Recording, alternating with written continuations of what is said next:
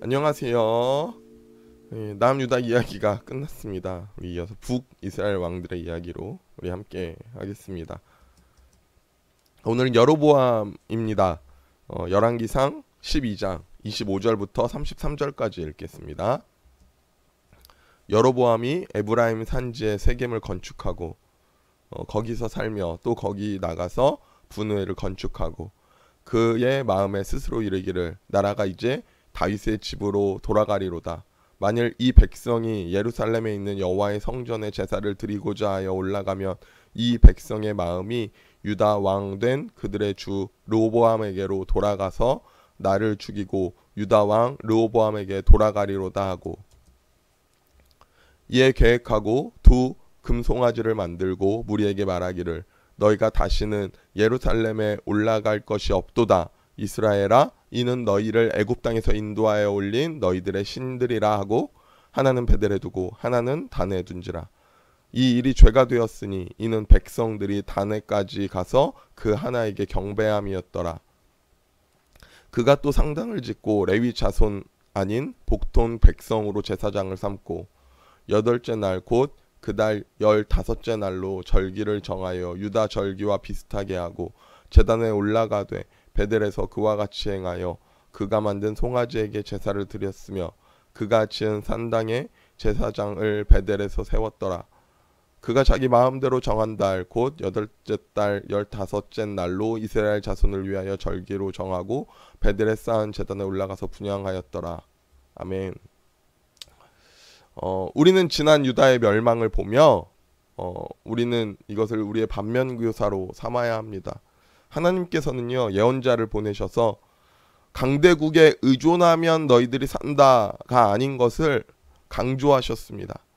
왕국이 살고 개인이 살 수 있는 유일한 방법은 온 백성과 왕이 하나 되어 하나님을 올바로 섬기는 것에 있음을 이 유다 왕들의 이야기를 통해 알 수 있죠. 일반 역사가들의 판단으로는 유다가 외교 정책을 잘 못했기 때문에 멸망한 것이라고 생각할 수 있습니다. 유다의 왕 시드기야는 신흥 강국으로 부상한 바벨론을 봉신국으로 섬기다 배반하죠. 그리고 이제 힘이 다한 애굽을 의지하는 것으로 그 외교 정책을 삼습니다. 이게 너무나 큰 외교적 실책이라고 유다 멸망을 말하는 거예요. 그런데 성경은 그렇게 말하지 않습니다. 하나님을 향한 죄악, 온 나라의 타락과 우상숭배로 유다는 하나님의 심판을 받은 것이고 바벨론은 하나님의 신앙의 도구일 뿐이라 말합니다. 외교의 실패가 아니죠. 신앙의 실패입니다. 우리의 인생의 실패와 성공은 우리 외교력에 달려있는 거 아닙니다. 전략과 노력에 달려있는 것 아닙니다. 사람들은 그렇게 착각하죠. 전략에 달려있다. 너 노력에 달려있다. 그런데 돌이켜보면 인생은 나의 뜻대로 되는 것이 별로 없습니다. 이제 우리는 내 계획을 넘어 일하시는 하나님을 신뢰하며 믿음으로 반응해야 합니다. 예레미야 25장 3절 4절입니다. 유다 왕 아몬의 아들 요시야 왕 13째 해부터 오늘까지 23년 동안 여호와의 말씀이 내게 임하시기로 내가 너희에게 꾸준히 일렀으나 너희가 순종하지 아니하였느니라. 그러므로 여호와께서 그의 모든 종 선지자를 너희에게 끊임없이 보내셨으나 너희가 순종하지 아니하며 귀를 기울여 듣지 아니하였도다. 아멘. 반복해서 말합니다. 꾸준히 너희에게 일렀다. 끊임없이 보냈다. 쉬지 않고 그렇게 망해가는 유다에게 외치시고 돌아오기를 말씀하셨습니다. 하나님의 사랑은 당신의 백성들에게 계속해서 강권하십니다. 돌아오라고. 그리고 우리에게도 강권하십니다. 우리는 이 왕들을 반면교사로 삼고 하나님의 끊임없는 사랑의 말씀에 우리 반응해야 합니다. 그게 우리가 살 길입니다. 자, 이제 북왕국의 왕을 나누겠습니다. 북왕국의 왕은 첫 번째 왕 여로보암입니다. 여로보암은 에브라임 지파 출신입니다. 그는 왕의 아들도 아니고 왕족도 아닙니다. 에브라임 지파 출신으로 아버지를 일찍 여의고 과부의 아들로 어렵게 성장했지만 하나님의 선택을 받아 북왕국의 초대왕이 된 자입니다. 우리가 알다시피 솔로몬 말년에 이방 여인들을 데리고 들어와서 우상 숭배하는 악한 모습을 보시고 하나님은 이스라엘을 두 나라로 나눌 것을 결심하시고 북왕국 10지파를 남왕국을 르호보암, 북왕국 10지파를 여로보암에게 맡기십니다. 여로보암은 솔로몬 시대의 사람이죠. 여로보암은 솔로몬이 예루살렘 성을 건축할 때 아주 유능한 인물이고 능력 있는 인물로 인정받아서 공사의 감독관이 됩니다. 이렇게 감독관이 돼요. 열왕기상 11장의 여로보암을 계속 르호보암이라고 했나요? 여로보암을 이렇게 설명합니다. 이 사람 여로보암은 큰 용사라. 솔로몬이 이 청년의 부지런함을 보고 세워 요셉 족속의 일을 감독하게 하였더니. 아멘.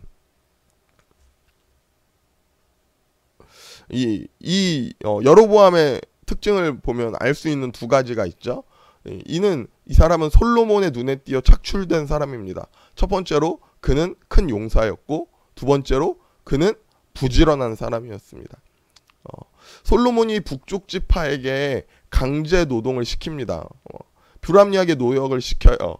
그 현장을 보면서 감독자로 있으면서 동족이 당하는 아픔과 고난을 바라보며 괴로워했던 자입니다.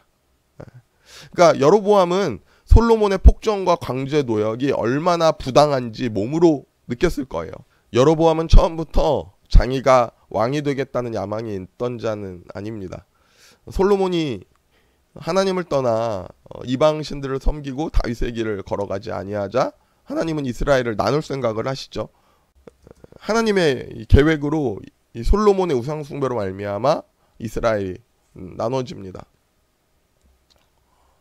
하나님께서는 실로 예언자 아이야에게 그 계획을 알려주십니다. 아이야는 여로보암을 만나 하나님께서 10지파를 합하여 북왕국을 만드실 비밀스러운 계획을 전해줍니다. 근데 솔로몬이 이걸 알고 여로보암을 죽이려고 합니다. 그래서 여로보암은 애굽으로 피해 있어요. 그리고 나서 기원전 926년 솔로몬이 죽고 나서 여로보암을 기억하고 있던 백성들이 이집트로 사람을 보내 여로보암을 돌아오게 합니다. 생각해보면 그만큼 여로보암은 훌륭한 지도자로 인식되고 있었던 것 같아요. 북왕국의 입장을 대변해 줄 수 있는 훌륭한 지도자였던 것으로 판단이 됩니다. 그리고 그가 바로 반란을 일으키고 나라를 세운 게 아니에요. 르호보암이죠. 여로보암은 솔로몬 다음 왕이었던 르호보암과 협상을 할 수 있도록 백성을 선출하고 르호보암에게 솔로몬과 달리 북쪽 지파의 멍에를 가볍게 해달라고 요청합니다. 하지만 르호보암은 받아들이지 않고 뭐라고 말합니까? 더 강한 채찍과 정갈로 다스리겠다. 이렇게 선언합니다. 그리고 북쪽 지역의 10지파는 다윗 왕궁으로부터 독립해 나가고 여로보암을 왕으로 세우게 됩니다. 이때부터 북왕국의 이름을 이스라엘, 남왕국의 이름을 유다가 됩니다. 보면 알 수 있듯이 여로보암의 평이 굉장히 좋습니다. 그렇게 나쁘지 않은 평이죠. 좋은 평이죠. 큰 용사였고 부지런했고 능력과 재능이 있던 자. 그의 마음이 백성들을 향해 있었고 백성들을 헤아렸던 자, 함께 괴로워했던 자로 묘사됩니다. 네, 그는 하나님 보시기에 사람이 보기에 왕이 될 만한 제목이었던 것 같습니다. 그리고 그는 그렇게 북쪽 10지파들과 북왕국 북이스라엘을 세우고 왕이 됩니다. 이제 여로보암이 왕이 돼요. 그리고 이제 먼저 해야 할 것이 이제 수도를 정해야 합니다. 그리고 수도를 정하고 또 종교적 중심지 예배 처소를 정해야 했습니다. 처음에 수도를 세겜으로 정했어요. 그런데 애굽 시삭이 공격해오자 이제 애굽에서 조금 멀리 떨어져서 브누엘로 수도를 옮깁니다. 요단강 동평 브누엘로 옮겨요. 우리가 일반적으로 알기엔 북이스라엘 수도는 사마리아 아니야 이렇게 생각하죠. 이 사마리아는 후에 오므리가 사마리아를 수도로 정합니다. 예. 그리고 이제 종교적 중심지를 정해야 했습니다. 종교적 중심지를 아래쪽에 베델로 선택을 합니다. 베델은 중부 남부 지역 사람들을 위해 세운 것입니다. 근데 베델은 옛날부터 하나님께 옛날 족장 시절부터 하나님께 제사를 드리던 곳입니다. 아브라함이 처음에 하나님의 부르심을 받고 가나안 땅에 들어가게 되었을 때 예배를 드렸던 곳, 제단을 쌓았던 곳이 바로 베델이었습니다. 그리고 야곱이 형 에서를 피해 도망하다가 꿈에서 하나님을 만난 장소가 베델입니다. 베델은 그만큼 역사적으로 신앙적으로 의미가 있는 도시입니다. 이 베델을 선택한 건 참 탁월한 선택이죠. 그리고 또 하나 선택합니다. 너무 아래 있잖아요. 예, 너무 아래 있으니까 북쪽에 있는 단을 선택합니다. 예, 단도 이미 사사시대부터 하나님께 예배를 드렸던 고대 도시였습니다. 단, 이거는 요단강을 우리가 알고 있잖아요. 요단강이라는 이름이 단에서부터 물이 흘러나온다는 의미가 있습니다. 그러니까 의미가 있는 예배처소인 겁니다. 베델과 단을 선택해서 하나님께 예배하도록 종교적 중심지를 만듭니다. 이거는 크게 문제가 없는 것 같아요. 탁월한 선택일 수도 있는 것 같아요. 그런데 아주 큰 잘못을 합니다. 베델과 단에 금송아지 상을 만들어 놓는 거예요. 하나님을 예배하는 예배초소로 베델과 단을 정했는데 왜 거기에 금송아지 우상을 만듭니까? 우리는 여기서 이해할 수 없는 여로보암의 판단인 거죠. 그런데 이해가 완전히 안 되는 것도 아닙니다. 여로보암이 금송아지 상을 만들어 놓은 본래 의도는 우상 숭배를 권하는 목적은 아니었을 거예요. 왜냐하면 그 당시에 예루살렘에는 하나님을 상징하는 법궤가 있잖아요. 그런데 이스라엘은 우리가 알다시피 하나님을 예배하는 신앙 공동체입니다. 그런데 여로보암이 생각하는 거예요. 그의 마음에 이르기를 나라가 이제 다윗의 집으로 돌아가리라. 만일 이 백성이 예루살렘에 있는 여호와의 성전에 제사를 드리고자 하여 올라가면 이 백성의 마음이 유다 왕된 그들의 주 르호보암에게로 돌아가서 나를 죽이고 유다 왕 르호보암에게로 돌아가리라 하고. 아멘.